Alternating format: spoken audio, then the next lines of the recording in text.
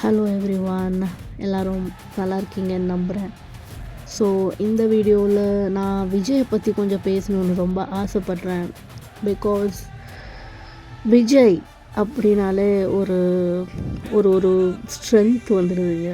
நிஜமாகவே விஜய் அப்படின்னு சொன்னாலே ஒரு சந்தோஷம். நம்ம எந்த மாதிரி கஷ்டத்தில் இருந்தாலும், எந்த மாதிரி சுச்சுவேஷனில் இருந்தாலும், என்னமோ தெரியல, விஜய் அப்படின்னு சொன்னாலே எனக்குள்ள ஒரு பெரிய சந்தோஷம், தைரியம் எல்லாமே வரும். நான் சின்ன வயசுலேருந்தே அவரை பார்த்து, அவரோட மூவியை பார்த்து இன்ஸ்பயர் ஆகி, மோட்டிவேட் ஆகி தான் வளர்ந்துருக்கேன். ஸோ இப்போ வரைக்கும் அவர் தான் என்னோடய ஃபேவரெட் ஹீரோ.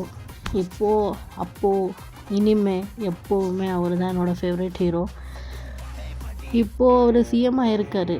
இருந்தாலும் அவர் எப்போவுமே நம்மளோட தளபதி தான். அவர் இப்போது சிஎம் ஆனாலும் நமக்காக நல்லது பண்ணணுன்ற ஒரு இன்டென்ஷனில் தான் வந்திருக்காரு. ஸோ ஃபர்ஸ்ட் ஆஃப் ஆல் தமிழ்நாட்டில் இருக்க எல்லாருக்குமே ரொம்ப தேங்க்ஸ்.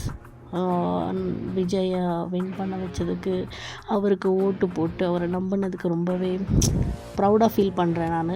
ஸோ ஃபஸ்ட் அட்டம்ப்ட்லேயே அவர் வின் ஆகிருக்காருன்றது ஒரு பெரிய விஷயம் அது. ஸோ ஆக்சுவலி எல்லாருமே சொல்லிகிட்டு இருந்தாங்க, இவர் எங்கேருந்து வின்னாக போகிறாரு அப்படி இப்படின்லாம் சொன்னால், அவங்களுக்கெல்லாம் ஒரு சரியான பதிலடி கொடுத்துருக்காரு தளபதி. ஸோ அவர் என்ன தான் பாலிட்டிக்ஸ் வந்தாலும், என்ன தான் சிஎம் ஆனாலும், எனக்கு இப்போவும் ரொம்ப ஹர்ட் ஆகிற விஷயம் என்னென்னா, அவரோட மூவி இதுக்கப்புறம் பார்க்க முடியாதே அப்படின்னு யோசிச்சா ரொம்ப ஹர்ட் ஆகுது.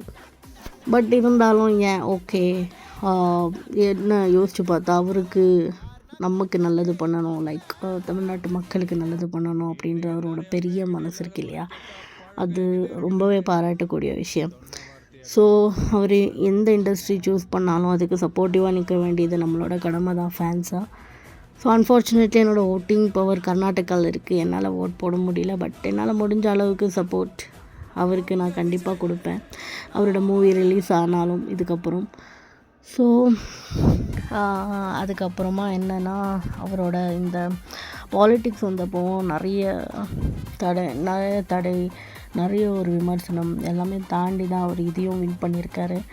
ஸோ அவர் எப்போவுமே என்னோடய ஒரு பெரிய ரோல் மாடல் அவர்.